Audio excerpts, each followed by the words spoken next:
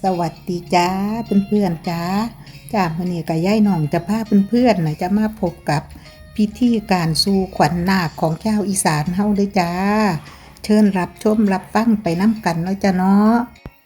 เชิญรับฟังได้แล้วจ้า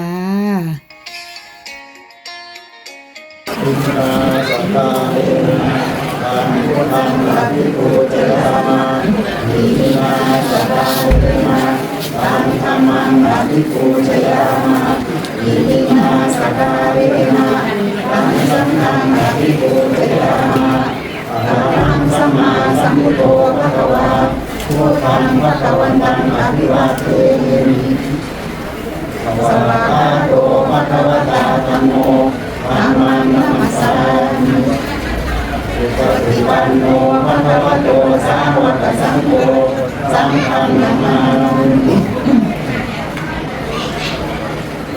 ปริตวาเนตังปณิตาตัมมิตาอวิรุปติตาปริสังปณิโตสัพเพธัมเมสริเตปิสัพพะเตสังปริเตมิมะเนปิเตระภิกขะเมอริยะตะเมตุวัตุมิเตอุมาเตยังสุเทวาคาลาภาริสเมวะตาคันธปนาคาอิทัตตาสังเตยังมุนีวะวะตานังคาโตเมตุเตน่าเจ้าไปนั่งหันมาจากคลองน้ำคุณบนไม่ได้ฟังเพลงกันหัวมือเด้อสัมมาสาวะตาโรยัมปะคันตาสาธุทำเนี่ยครับน่าจะเป็นตัวของที่ก่อนต่างๆเนี่ยจากดวงตาทำที่คนไทยถือเราก็เป็นที่ก็เป็นเจ้าหน้าจะดูให้ดูหาการทะเลาะกัน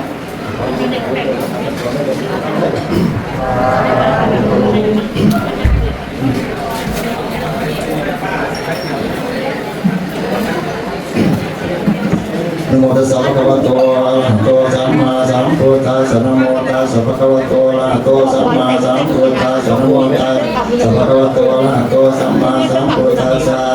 พุทธังสรณังคัจฉามิธัมมังสรณังคัจฉามิสังฆังสรณังคัจฉามิทุติยัมปิพุทธังสรณังคัจฉามิทุติยัมปิธัมมังสรณังคัจฉามิทุติยัมปิสังฆังสรณังคัจฉามิตติยัมปิพุทธังสรณังคัจฉามิตติยัมปิธัมมังสรณังคัจฉามิตติยัมปิสังฆังสรณังคัจฉามิอิติโสภะวะอะระหังสัมมาสัมพุทโธวิชชาจารณสัมปันโนสุขโตโลกวิทูอนุตตโรสุริสธรรมสารติสัทธาเทวมนุษย์สานังพุทโธภควาติสวากขาโตภควตา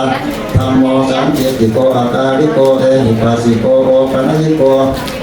ปัจจตังเรทิตาโควินโยเนติสุปฏิปันโนภควโตสาวกสังโฆอุชุปฏิปันโนภควโตสาวกสังโฆยายละปฏิปันโนภควโตสาวกสังโฆสามีจิปฏิปันโนภควโตสาวกสังโฆยติทังจตาริปุริสารุกานิอัตถาปุริสังกุปะลาเยสัพพะโตสาวกสังโฆอาหุนายโยทักขินายโยอันตริกรณิโยอนุตตรังปุญญเกตังโลกัสสาติ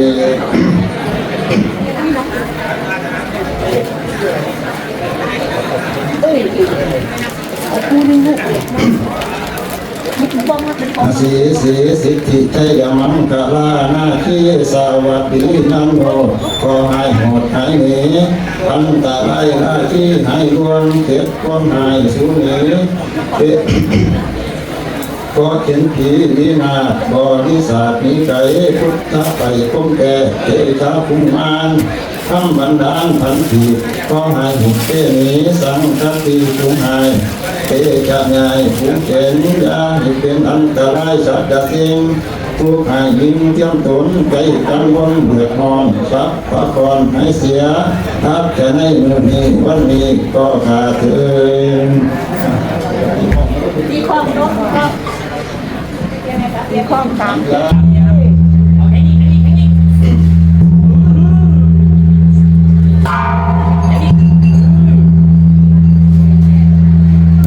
สีสุมังคละสุภาสวัสดีทาดิเดชไอสีสวัสดีคุณนี่แก่คุณขาทั้งหลายทั้งหินชายนอละเทพา นาคุเทวบุเทพยุดาอินพงยมมาราชากะตุลาทั้งสี่ทุกที่พร้อมกับวังพังกับภูมิสถานของเขตทุกประเทศพร้อมกันมาส่งเสริมยินดีสังมังคละราศีอันวิเศษวันนี้ให้พระเกิดเข้าสู่ราศีเป็นวันดีสุดการหาอินทภาพร้อมที่ย่างทั้งนั่งว่างคาตูตั้งเป็นหมู่อยู่สองร้อนพระอาทิตย์จอมจันทร์เลอทางข้ามถือมหาชัยพุทธพระไปเป็นโยสุขเสาไรอามุตตะโชพร้อมลักษณะวันมีตามตำราว่าได้เลยถือไม่ซื้อวามุตตะราศีพุทธมะนาทีวันนี้เป็นวันดีวันวิถีอมุตตะโชพุทธมะนาชาพุทธมะเทียาพุทธมะเสถาวันนี้เป็นวันอาภาอันดำเนินตาเสด็จมงคลคุณแต่งดีแต่งแล้วป้าคนแก้วนกน้อมานี่ทั้งเท่าปัญญาเสียมาและทั้งมามีทั้งนักป่าทองม้วนมามีทั้งลุงตาและพ่อแม่ทั้งเฒ่าแก่และพี่น้องคงสาพร้อมกันมาสองร้องทุกตนหาไหลลำเก้กันมาทั้งหญิงชายและสาวเบาใจคิดเอาหากยินดีเพื่อตัดมาใบสีเจ้านาเจ้าจะได้พัดพาจากห้องเทหาจับได้ลาพระบิดามารดาออกไปบวชสร้างพระหนวดในศาสนาเจ้าก็คิดเห็นสังขารอันเป็นทุกข์อานิจจังอนัตตาบ่มันเที่ยงหูผิดเพียงไปมาเป็นอนิจจาบ่เลิกแล้วบ่ได้ขาดแก้ววานุมและชาลา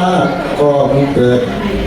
อาโลกาและปัญญาก็ได้ขาดจากมรณะเจ้าก็คิดถึงคุณบิดามารดาเลี้ยงมาเป็นธรรมาเรื่องปัญญาเรียงลำบากทุกคืนวันคืนแต่อยู่ในท้องท้องของแม่ลำบากแต่เป็นน้ำเกี่ยละการนักน้องทองกินของเพชรแสบพรแม่ก็คอยเพียนโอดเจ้าก็ได้กำหนดสิบเดือนบ่ริบวนควรมุสมาแล้วเจ้าจึงได้ข้าแก้วบอกจากท้องแม่มันดามุ่งท้องมาเรื่อยแล้วลูกแก้วแม่เป็นไตถุงตายายเห็นก็สุ่มเชือนยิ่งดียกเจ้าออกมาละร่างคนหาไม่ได้แล้วต้องตัดสายแง่แต่สายบือร่างคนถือไว้น้ำลางร่างคนถือเอาขึ้นผ่ากวางมาตุ้มหอแม่ก็ตุ้มเจ้าใส่ในโอ้แล้วกินนกเจ้าใส่ในเต้าแม่กินเขา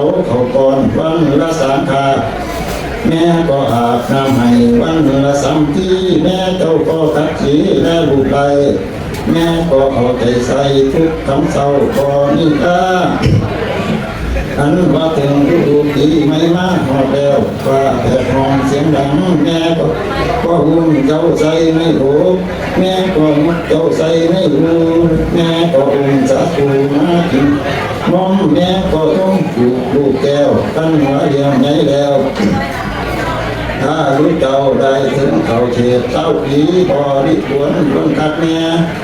ถึงพ่อแม่ถึงจัดหา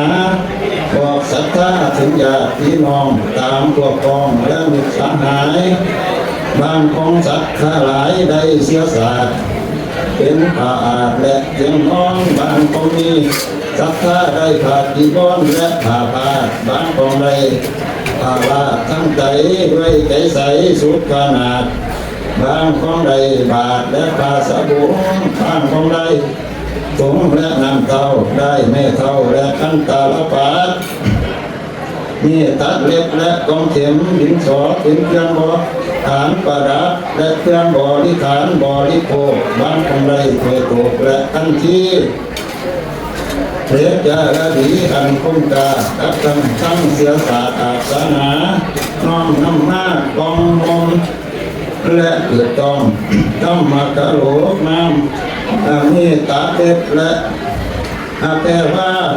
หักขาตะกันแต่หากหมอนเท้าและหมอนลายทั้งลายและกล้วยบอยมีทั้งศิลาเมียงมา คุ้มไม้เครื่องบริขารบริโภคดอกไม้และผูกเทียนทองยายของเลี้ยงเต็มขนาดดูราคาเครื่องบริขาร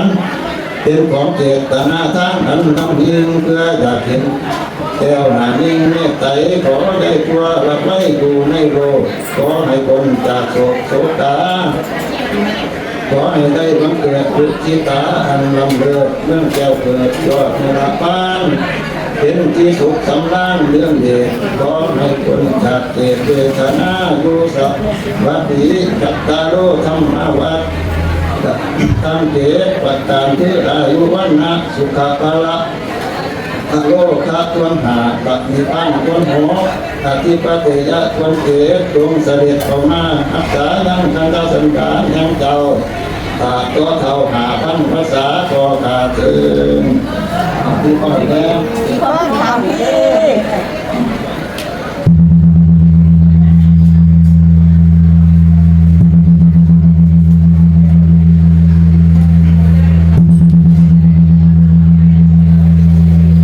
สีสีสุมังคลาสุขสวัสดีบัดนี้ไปจัดเชิญเอาขวัญเจ้านาเข้ามาเต้าไปจัดเชิญมาขวัญเจ้าเข้ามาโฮมอัดจะในมือนี้วันนี้ว่ามาเยอะขวัญเว้ย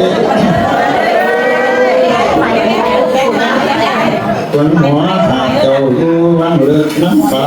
ก็ให้มามือนี้วันนี้ขวัญเจ้าได้ไปอยู่หน้าดองเจ้าก็ให้มาเมื่อนี้วันนี้ขวัญเจ้าหาไปอยู่น้ำเท้าที่สวนก็ให้มาเมื่อนี้วันนี้ขวัญเจ้าหาไปสุ่มเชิญน้องสาวน้องหน่อยสุ่มใจหน้านี้ก็ให้มาเมื่อนี้วันนี้ว่ามาเยอะขวัญเว้ย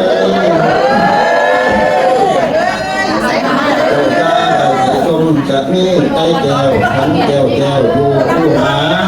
อย่าได้ไปจงคนผูกนานาคนทำและเหนือเทียนอย่าได้ไปดูถึงเทียนฝูงเกศและผีคนเจ้าอย่าได้เดินที่นี่นอกเขตคนเจ้าอย่าได้เดินประเทศทั้งใจอย่าได้หลงไหลชมคงไผ่และป่าไม้คนเจ้าอย่าได้ไปเล่นน้ำมูลิ่งลมคนเจ้าอย่าได้ไปชมมูลิ่งและขางเขาถุงนกเขาและเสียสิงยาได้ไปทำได้กระทิ้งและแหกสร้างยาได้หลงเขาถึงคำกว้างหมู่คู่หาทั้งวังป่าและสาไงเส้นใจใส่มายาดูกับกันตานำกับผู้ทักลุงมูและเกสรหอมห้องเขาขวัญนาเจ้าคงเขามาห้องทัดจะในมือนี้วันนี้ให้มาอยู่ในใจทุกเมื่อให้มาอยู่น้ำเหนือทุกยามอย่าได้มีความกังวลและเดือดร้อนอย่าได้คิดกันก่อนหาหรือไทยให้เจ้าหน้าเฮียงเอาพระที่ไหนที่โดกัดตะไคร้เฮียงหอดมองแจงโสดาให้เจ้าได้เทศนาสอนสั่งให้เจ้าได้นางเป็นสมภารบุญกว้างอยู่สืบสั่งให้ทำจัตตาโลธรรมาวัฏจันติอายุวันโนสุขังพลังสาธุขอให้ชนะตรงนี้เป็นเรื่องเลย